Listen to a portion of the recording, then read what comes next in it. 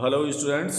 Today we are going to study a very important poem and very interesting also. The Scholar by Robert Sadi. ये Robert सदी की लिखी हुई poem है the scholar यानी वो विद्वान। इस पोएम में रॉबर्ट सदी जी बताते हैं कि किताबें हमारी सबसे अच्छी दोस्त होती हैं, किताबें हमारी सबसे अच्छे मित्र होती हैं, क्योंकि जानते हैं इनमें खास बात क्या होती है, किताबें हमें कभी धोखा नहीं देती। हम इन किताबों पर पूरा यकीन कर सकते हैं। और दूसरा सबसे अच्छी बात यह है कि अगर हम किताबों को पढ़ते हैं, किताबों से दोस्ती करते हैं, तो हमें उनमें भरा हुआ ज्ञान का भंडार बिना किसी मेहनत के मिल जाता है। और ये विद्वान अपने पूरे जीवन की पूंजी, अपने पूरे जीवन की कमाई हमें मुफ्त में दे देते हैं, हमें मुफ्त में देकर चले गए हैं। यानी ये किताबें ज्ञान का भंडार हैं। हमें इन किताबों से दोस्ती करनी चाहिए, हमें इन किताबों का रोज अध्ययन करना चाहिए। अब बात करते हैं इस पोएम की। इस पोएम में क्या है? दरअसल एक दिन रॉबर्ट सदी जी अपनी खुद की घर की छोटी सी लाइब्रेरी में बैठे हुए थे। इन्होंने अपने लिए बनाया हुआ था। चारों तरफ इनकी किताबें रखी हुई हैं रैक्स में, और ये उसके बीच में बैठे हुए हैं। और वहीं से ये पोएम शुरू होती है। जैसे ही इनकी नज़र अपने चारों तरफ रखी हुई रैक्स में उन किताबों पे जाती है, कहते हैं, my days among the dead are past, यानी मेरा दिन इन्हीं मरी हुई किताबों के बीच में बीता है। यानी इन्हीं, अब यहाँ डेड दो तरह की मीनिंग रिफ्लेक्ट करता है। पहला, डेड मीन्स डेड बुक्स, और दूसरा डेड मीन्स डेड स्कॉलर्स। यानी मेरा दिन इन्हीं मरे हुए विद्वानों के बीच में गुजरा है, या मेरा दिन इन्हीं मरे हुए किताबों के बीच में बीता है। अराउंड मी आई बिहोल्ड, यानी अपने चारों तरफ जब मैं ध्यान से देखता हूँ। बिहोल्ड मीन ध्यान से देखना, यानी जब मैं अपने चारों तरफ ध्यान से देखता हूँ तो मुझे एहसास होता है कि मैंने अपनी पूरी ज़िंदगी इन्हीं किताबों के बीच में बिता दी, इन्हीं विद्वानों के बीच में, the dead scholars of the past, इन्हीं मरे हुए भूतकाल के विद्वानों के बीच में मैंने अपना पूरा जीवन व्यतीत कर दिया। Where ever this casual eyes are cast. Casual means accidentally, all of sudden, यानी अचानक जिस किसी भी तरफ मेरी नज़र पड़ती है। कास्ट मीन्स डालना है, फेंकना, यानी जिस किसी भी तरफ अचानक मैं अपनी नज़र डालता हूँ। The mighty minds of old, वो विद्वानों की खोपड़ियाँ सी नज़र आती हैं, वो महान विद्वान नज़र आते हैं। यानी भूतकाल के वो विद्वान मेरे चारों तरफ मुझे उपस्थित नज़र आते हैं। यानी इन किताबों में मुझे उनकी उपस्थिति का एहसास होता है।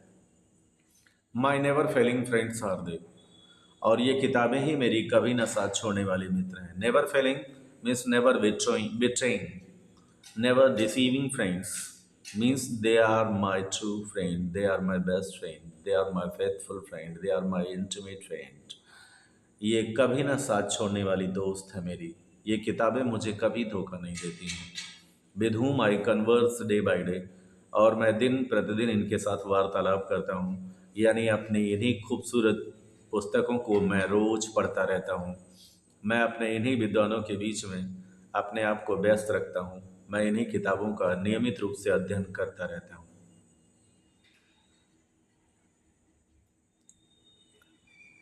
With them I take delight in weal, with them, और इन्हीं किताबों के साथ आई टेक डिलाइट, मुझे प्रसन्नता मिलती है, मुझे खुशी मिलती है। इन विल मीन चीयरफुलनेस, यानी जब मैं खुश होता हूँ तो इन्हीं किताबों को अध्ययन करने से मेरी खुशी और बढ़ जाती है।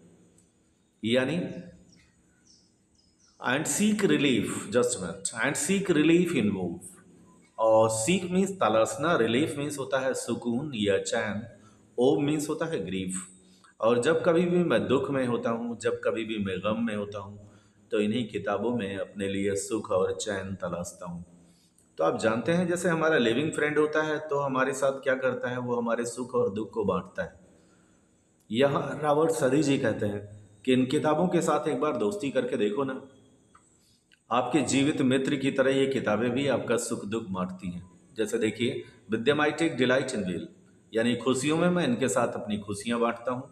सीक रिलीफ इन वो, और जब मैं दुखी होता हूँ, ओ मीन्स ग्रीफ, जब मैं दुखी होता हूँ, उदास होता हूँ, तो इन्हीं किताबों में मैं सुकून तलाशता हूँ, चैन तलाशता हूँ।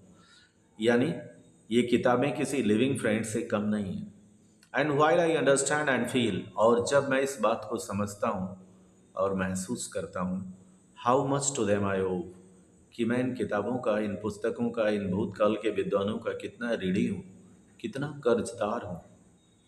वास्तव में इन विद्वानों ने हमारे ऊपर कितना एहसान किया है, इनका कितना बड़ा ऋण है मेरे ऊपर, कितना बड़ा कर्ज है।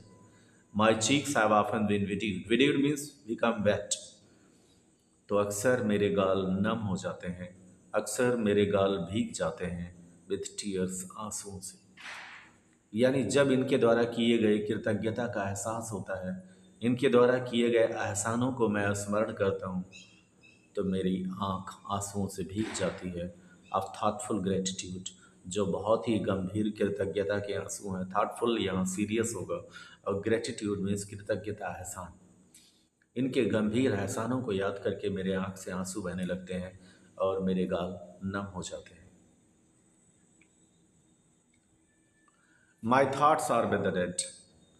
अब यहाँ कवि कहता है कि इन विद्वानों को पढ़ते पढ़ते मैं खुद भी एक विद्वान बन गया हूँ। इन किताबों के साथ दोस्ती करने का सबसे बड़ा फ़ायदा यह है कि आपको इनसे कुछ ना कुछ रोज़ सीखने को मिलता है, आपका भी अनुभव बढ़ता जाता है, आपका भी नॉलेज बढ़ता जाता है, और आप भी विद्वान की श्रेणी में कुछ दिन बाद आ जाते हैं।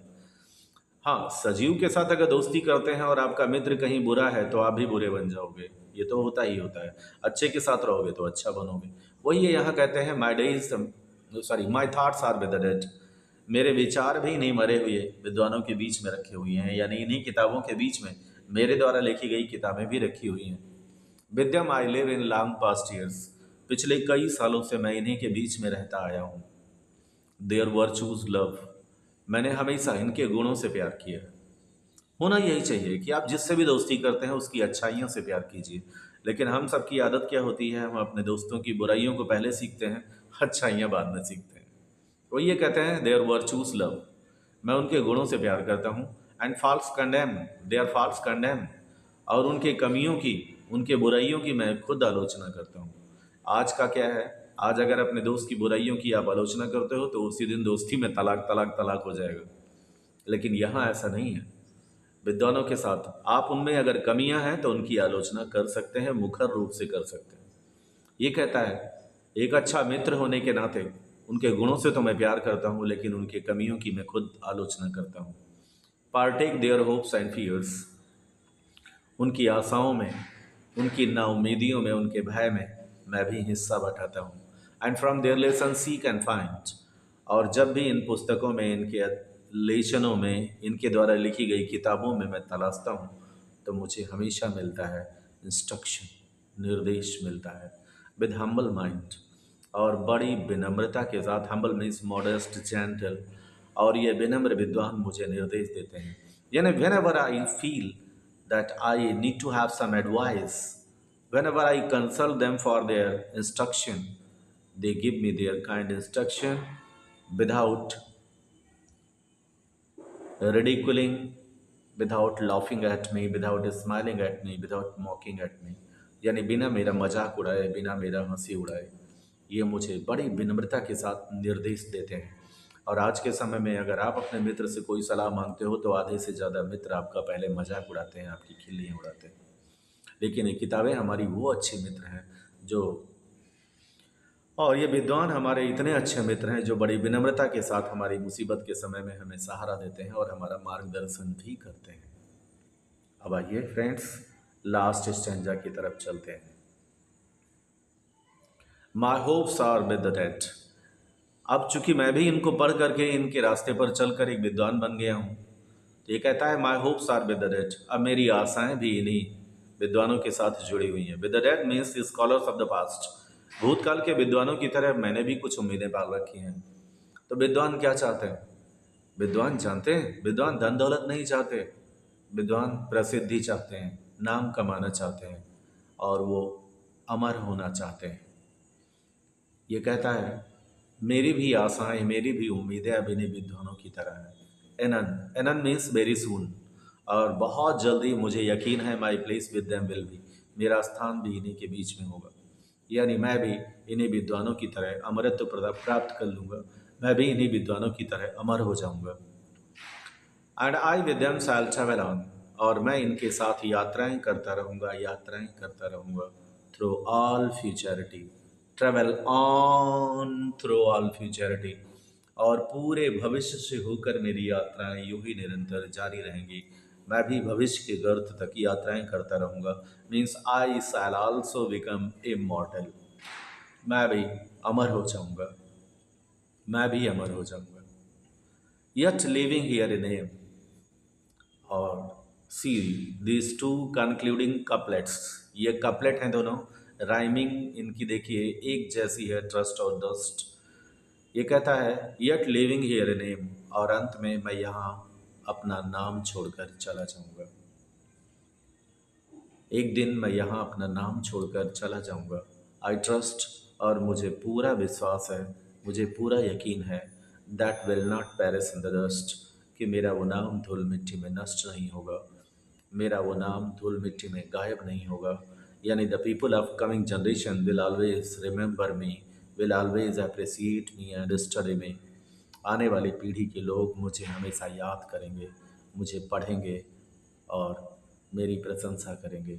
इस तरह से मैं अमरता को प्राप्त कर लूँगा, and I shell become immortal. तो आई होप फ्रेंड्स आपको ये वीडियो ज़रूर पसंद आई होगी, और पसंद आई होगी तो प्लीज़ लाइक और सब्सक्राइब कीजिएगा। Thanks for watching the video.